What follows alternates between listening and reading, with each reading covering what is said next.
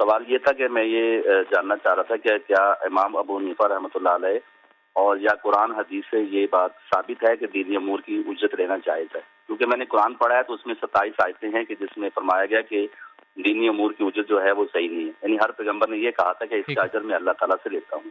ٹھیک ہے، تو واضح. ٹھیک ہے مفتی رشید صاحب، دینی امور کے لیے اجرت لینا جائز ہے یا نہیں جائز؟ دیکھیں اصولی طور پر تو اس پر جو فتویٰ ابتدا میں رہا ہے وہ یہی تھا کہ طاعات کی اجرت لینا جائز نہیں ہے.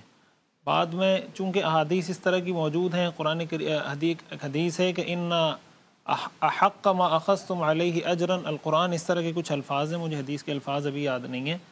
تو اس طرح کی احادیث کو سامنے رکھتے ہوئے بعد میں اس پر فتویٰ دیا گیا کہ اجرت لینا، مثلا کوئی آدمی امامت کر رہا ہے، کوئی آدمی قرآن کریم کسی کو پڑھا رہا ہے، ٹیچنگ کر رہا ہے، تدریس کر رہا ہے، تو اس طرح کی وہ طاعات جن کا معاشرے کے اندر برقرار رکھنا آپ سمجھیں کہ اسلام کی بقا کے لیے ضروری ہے. مثال کے طور پر فرض نماز ہے، قرآن کریم پڑھنا پڑھانا ہے، تو اس طرح کی طاعات پر اجرت لینا جائز ہے. لیکن وہ طاعات جن کا وجود اسلام کی بقا کے لیے کوئی ضروری نہیں ہے، تو ان کے لیے اس پر اجرت لینا اس کے جواز کا فتویٰ نہیں ہے. پہلی بات تو یہ ہے کہ اصل میں اکثر یہ لوگ سوال کرتے ہیں کہ امام کو تنخواہ نہیں لینی چاہیے، مؤذن کو تنخواہ نہیں لینی چاہیے. در حقیقت ان کا مقصد یہ ہوتا ہے کہ مسجدیں اجڑ جائیں، ادارے اجڑ جائیں، مدارس. ظاہر بات ہے فی سبیل اللہ کون کام کرے گا؟ میرے بھی اپنے بچے ہیں، ہر کسی کی بھی ضروریات ہیں. نماز پڑھانے والا جو امام ہے وہ نماز کے پیسے نہیں لیتا، احسنت، وہ وقت کے پیسے لیتا ہے. یعنی مجھ پر نماز فرض ہے، لیکن یہ تو فرض نہیں ہے نا کہ میں جی ٹی وی کی مسجد میں ہی آ کے پڑھوں. میں جہاں بھی ہوں اپنا کام کرتا ہوں، جہاں وقت ہوا میں وہاں نماز. اب جب میں اگر باہر جانا چاہتا ہوں، پنجاب جانا چاہتا ہوں کہیں، انتظامیہ کو پہلے درخواست لکھوں گا، چھٹی منظور کراؤں گا. میں نے 1 ہفتے کی چھٹی لی، اگر میں 1 ہفتے کی بجائے 15 دن بعد آیا تو مسجد میں کوئی دوسرا امام آیا کھڑا ہوگا. یہ کیا ہے؟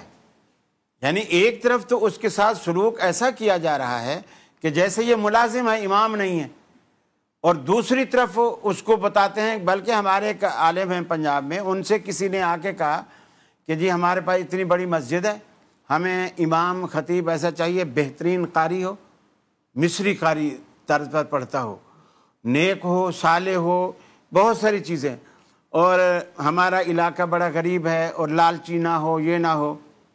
تو انہوں نے کہا کہ پھر حضرت جبریل امین ہی ادھر آ سکتے ہیں، باقی تو یہاں جتنے ہیں وہ سارے ضرورت مند ہیں. ان کے بچوں کو دہی بھی چاہیے، دودھ بھی چاہیے، روٹی بھی لیں گے، کپڑا بھی لیں گے، سب کچھ کریں گے. یعنی لوگ کروڑوں روپے لگا دیتے. اچھا صرف مولوی کے اوپر یہ حجت کیوں ہے؟ مسجد بنانا ثواب کا کام نہیں ہے؟ مزدور کو کیوں نہیں کہتے کہ تو مسجد بنوا رہا ہے، کیوں مزدوری مانگتا ہے؟ سیمنٹ والے کو کیوں نہیں کہتے تو سیمنٹ دے رہا ہے مسجد میں، اس کے بھی پیسے مانگتا ہے، اللہ کا گھر بن رہا ہے. سریے والے کو کیوں نہیں بولتے؟ جب یہ سارا کچھ بن جاتا ہے، اب امام آ گیا، اب یار تو نماز پڑھا ہے، تو پیسے لے رہا ہے. عمرے پہ لوگ ابھی جائیں گے، عمرے پہ جا رہے ہیں، رمضان میں جا رہے ہیں، بولے پی آئی اے کو کیوں ٹکٹ لیتے؟ ہم تو نیکی کا کام کرنے جا رہے ہیں. بس جو سوال کیا گیا ہے خاص طور پہ اس کا جواب میں اس میں کچھ ایڈ کرنا چاہتا ہوں. دیکھیے جو کوشچن کیا گیا ہے آپ اس کے بعد یہ کر لیجئے گا، میراث کا سوال بھی. دیکھیے قرآن مجید میں اللہ کے ہر نبی نے یہی فرمایا ہے، قُلْ لَا أَسْأَلُكُمْ عَلَيْهِ أَجْرًا. یہاں تک کہ حضور علیہ الصلوۃ نے بھی فرمایا کہ قُلْ لَا أَسْأَلُكُمْ عَلَيْهِ أَجْرًا إِلَّا الْمَوَدَّةَ فِي الْقُرْبَى. اور ایک جگہ فرمایا کہ قُلْ لَا أَسْأَلُكُمْ عَلَيْهِ أَجْرًا وَمَا أَنَا مِنَ الْمُتَكَلِّفِينَ. تو جب اللہ تعالیٰ کا کوئی نبی کسی کو اسلام کی دعوت دیتا ہے، اللہ تعالیٰ کی وحی کا پیغام پہنچاتا ہے، تو یاد رکھ لیجئے کہ دین کی دعوت پر اجرت طلب کرنا یہ شرعاً حرام ہے. یعنی میں آپ کو قرآن سکھاؤں اور اس شرط پہ سکھاؤں کہ تم مجھے اتنے پیسے دو گے، تو ظاہر ہے کہ یہ شرعاً جائز نہیں ہے. لیکن مرور زمانہ کے ساتھ حضرت سیدنا عمر فاروق رضی اللہ تعالیٰ عنہ کے دور میں آپ دیکھیے کہ باقاعدہ طور پر مجاہدین فی سبیل اللہ کی آپ نے تنخواہیں مقرر کی، آپ نے ججز کی تنخواہیں مقرر کی. تو جس طرح مفتی صاحب نے اور قاری صاحب نے فرمایا، میں اسی بات کو اس کی تائید کرتے ہوئے میں اس بات کو آگے بڑھاؤں گا کہ انبیاء علیہ السلام جن کا ریفرنس قرآن مجید کے حوالے سے دیا گیا، وہ خالص کار نبوت پر انبیاء علیہ السلام کا دعوت پہنچانا، اللہ کی طرف سے وحی کے پیغام کو آگے پہنچانا. اب جو ہمارے ہاں اجارہ ہو رہا ہے وہ وقت کا اجارہ ہو رہا ہے، یعنی وہ اس بات پر نہیں ہوتا کہ میں فجر، ظہر، عصر، مغرب، عشاء کی نماز پڑھانے کی اتنی براہ راست اجرت لے رہا ہوں۔ اچھا، انبیاء ویسے خود کام کر کے خود کماتے بھی تو تھے؟ یقینی طور پر تمام انبیاء علیہ السلام کسب فرمایا کرتے تھے۔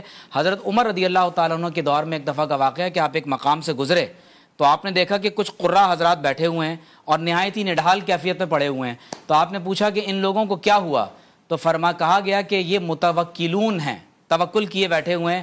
آپ نے فرمایا کہ لا بل متأکلون، یہ لوگ تو اس لیے بیٹھے ہوئے ہیں کہ یہاں کوئی آ کر ان کے منہ میں کچھ کھانے کے لیے کچھ دانے اور کچھ لقمے ڈال دے۔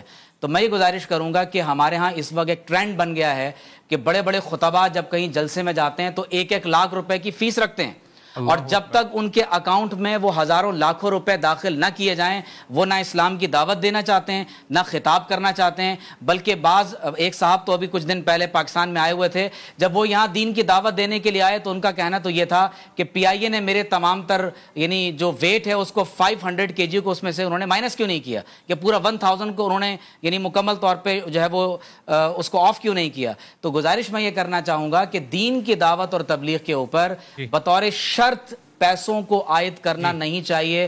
کل قیامت کے دن یہ عمل حجت بن جائے گا، اور یہ جو بڑے بڑے نعت خواں اور خطبہ اس وقت شرط کے طور پر کہتے ہیں کہ اتنے لاکھ روپے اکاؤنٹ میں ڈالو تو پھر ہم جو ہے وہ نماز کے لیے آئیں گے یا تمہارے یہاں خطاب کریں گے۔ جہاں تک تعلق ہے نماز کا، نماز ایک ضروریات دین میں سے ہے۔ ضروریات دین پر ایسا اجارہ کرنا جو وقت کا اجارہ ہو یہ شرعاً جائز ہے، اور یہ جو باقی جو کچھ ہو رہا ہے اس کی شریعت میں کوئی اجازت نہیں۔